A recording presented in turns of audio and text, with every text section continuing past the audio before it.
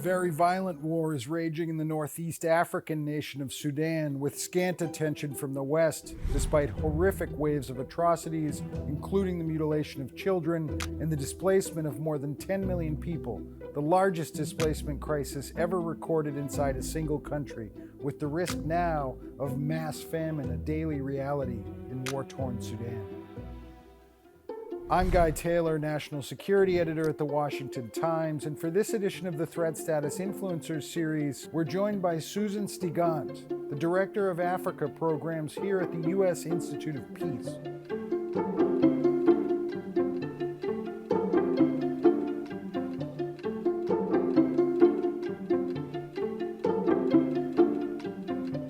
Susan, your team has been closely tracking Sudan's civil war since it began more than 17 months ago. Thank you for joining me. Thanks, Guy. Thanks for the attention on this. Let's jump right into this. The forces of two rival military generals, one who controls the Sudanese government and the other heading a paramilitary called the Rapid Support Forces, or RSF, are battling each other with Sudan's civilian population caught in the middle. There's a great power element at play. China is inking deals with General Abdel Fattah al-Burhan, who came to power by coup in 2021. Russian Wagner Group mercenaries are on the ground. The United Arab Emirates is backing the RSF, while Egypt backs the Sudanese army. And oil politics are coursing through the conflict, which threatens to draw in countries across the region from Libya to Ethiopia, South Sudan, and Chad. It's notable that when asked recently if there was one crisis in the world that deserves more attention, Secretary of State Antony Blinken responded, Sudan. The U.S. is attempting to move emergency food aid to Sudanese civilians, and Mr. Blinken described the situation as probably the worst humanitarian crisis on the planet. Do you agree with that assessment, and what can you tell us about how this came to be in Sudan? I think it's encouraging to hear Secretary Blinken making this a priority. I agree. I think he's right. If we look at this across multiple dimensions, the situation in Sudan is urgent, it's serious. So if we start with the humanitarian situation, as you noted, this is the largest displacement crisis in the world, over 12 million people forced from their homes. It's also the world's worst humanitarian crisis in terms of food. 1 in 2 people need food. A famine has been declared in parts of Sudan. And as you may know from your other work, often a famine is only declared after it's almost too late to stop famine in its tracks. So we look at this both in terms of the consequences and how horrible it is, but I think sometimes we miss looking at the opportunities that existed. So if we go back to 2018, 2019, we would have been having a very different conversation. Sudan was in the midst of a popular, peaceful civilian uprising that overthrew Omar al-Bashir, who had been indicted by the ICC, the International Criminal Court, for his role in the genocide in Darfur. In 2003. In 2003, so 20 years back. And this popular uprising unseated President Bashir. It brought into power this power-sharing arrangement between civilian leaders and the military. This is actually where General Burhan first came into the government. And that moment was looked at with incredible hope, once-in-a-generation hope, where people had used the tools of nonviolence, used the tools of organizing, and had pushed out a dictator, and had promised and had aspired for a system that would be a strong democratic partner to the United States in the region, in the Horn in East Africa. And so I think that's where we've come from today versus that moment. The current fighting began in 2023 when war broke out between the Sudanese military, al-Burhan after the coup, and the RSF. But the RSF is originally had fought with the Sudanese military. It's considered an outcropping of the Janjaweed paramilitaries that the U.S. State Department has accused of carrying out the genocide against non-Arab ethnic groups in Sudan. Is there this deep ethnic conflict underpinning the war, and is there a threat of genocide upon us again now? The RSF has a very long, complicated history, as you noted, originally started as the Janjaweed that were established by President Bashir in an effort to quell violence, quell opposition, and bring to heel people living in Darfur. The force developed over time, but for a long time it was a mechanism of the government itself. And as you noted, General Hemeti, who leads the RSF, was sitting directly with General al-Burhan following the coup. General Hemeti was also ascending in a powerful role in the security sector. So when war broke out in 2023, the real issue was what was going to happen to integrate the Sudan armed forces and the rapid support forces. How long would it take? What would happen to the men who had stars on their shoulders? And what would the command structure look like? And this was the spark that led to the actual war itself. Although going back in the years before in the transition, and certainly back from 20 years beyond, we see these really complicated roots. So on ethnic conflict, what we're seeing right now are certainly targeted attacks on different ethnic groups. I think it's oversimplistic to describe this as an ethnic conflict. At the foundation, this is a war that is about power, it is about control, it's about resources, it's about who gets to make decisions in the security, who gets to sit in political positions, and does the security get to control business as well? It's impossible to separate it from the marginalization, the exclusion that's taken place for many communities over decades and decades and decades since Sudan's own original founding. Why does this conflict matter for the United States? You know, the Biden administration faced criticism for a few years for not devoting enough bandwidth to this humanitarian crisis. It's now tied directly to the war. Eventually appointed a special envoy, Tom Perriello. There seems to be a policy push to address the humanitarian crisis, but is the United States picking a side in this war? And again, why do we care? Well, I think there's a few reasons the U.S. should care. One, if we look at very strategically, Sudan borders with the Red Sea. This is perhaps one of the most important maritime arteries in the world. Billions of dollars of trade goes up through the Red Sea, into the Suez Canal, through the Mediterranean, and out into the global space. And we've seen over the last months that increases in insecurity has led ships to go around the long route through South Africa and really displaced the entire shipping planning at this point. And so Sudan sits right on the edge of that very strategic waterway and is important for that reason. The second relates to where Sudan sits in the Horn of Africa and in the Sahel. So we know that across the Sahel, we've seen multiple coups that have taken place. This is a new feature over the last several years.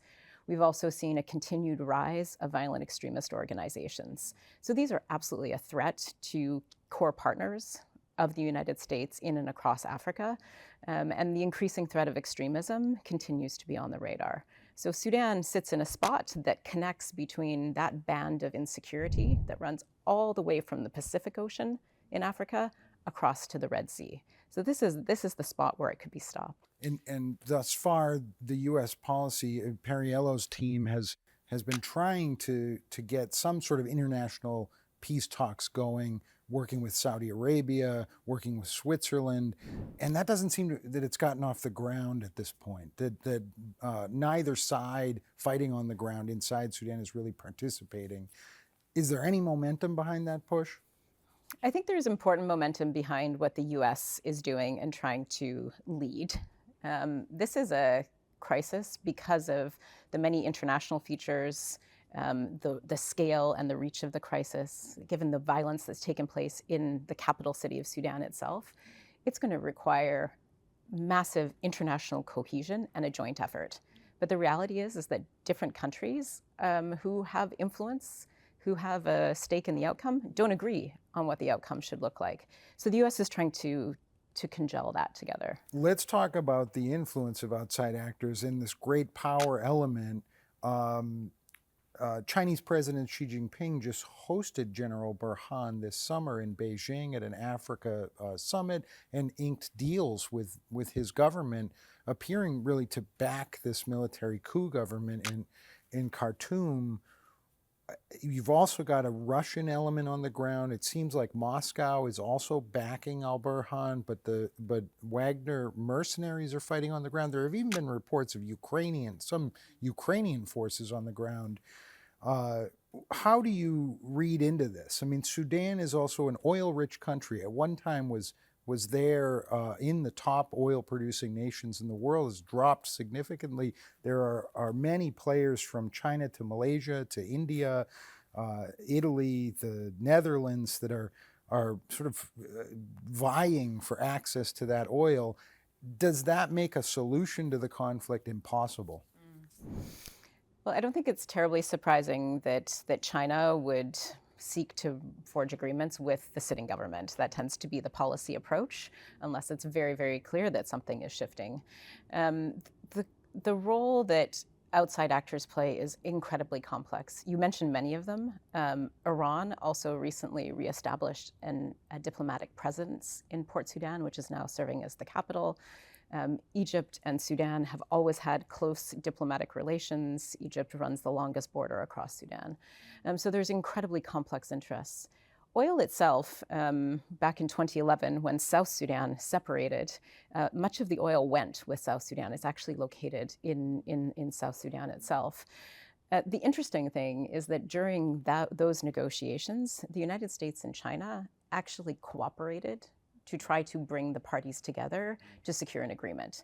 The strategic interests were different. Chinese interests related to oil, Belt and Road Initiative, its onward investments.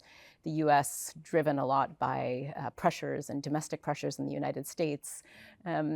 But there was a rare moment where the US and China aligned and were able to push together. Now, we're in a different global moment today, but I always remind people that that type of cooperation was possible where some of the strategic interests happen to align. Right now, the US is the biggest donor of emergency food aid and other humanitarian aid. Is the aid actually getting where it needs to go? And is there anything else about the policy that could put some muscle behind that to help accelerate any kind of cohesive diplomatic push towards peace?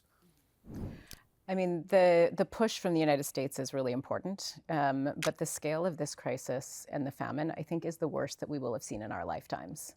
I remember in the famine in Ethiopia, that's sort of imprinted in my mind. This has the potential to be far worse than that. And so the response is not even close to meeting that moment. There are a couple of obstacles. There's not enough money to actually resource a response. The United States is leading. It needs other partners to contribute more. And the US humanitarian assistance has been cut from its historic levels. There are also significant challenges in terms of access. Neither of the parties is really ready to stop fighting. And they view that bringing assistance in either risks feeding the forces of the other side, giving the other side some credibility because the people aren't suffering as much under the violence, or that it will be used to transport weapons in and allow for resupply. And so the people who are working on the front line have to navigate and negotiate these incredibly real concerns, but concerns that are being created as part of the political game.